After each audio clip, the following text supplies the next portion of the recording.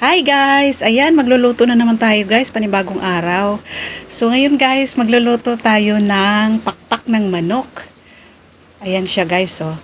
Hindi ko pa nakita ng display ng maayos. So bago nga pala guys, shout out pala nito siya guys, oh. Si Ma'am Shell na gusto niya malaman kung paano ko daw iluluto itong pakpak ng manok.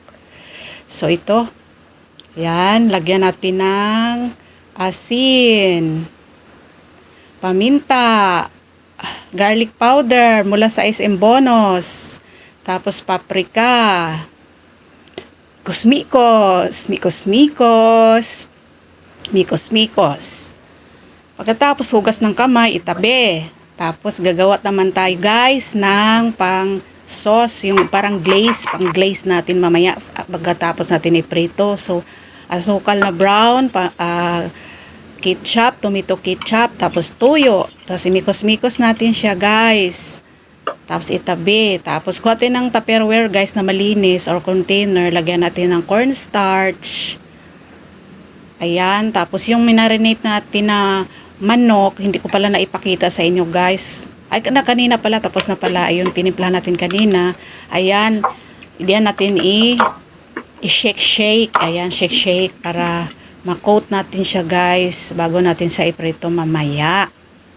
So yan, ganun lang the same procedure hanggang matapos yan lahat guys, yung ating pakpak ng manok. So tapos na siya guys, ready to fry na siya. So mainit na yung ating kawali, ilulunod na natin siya.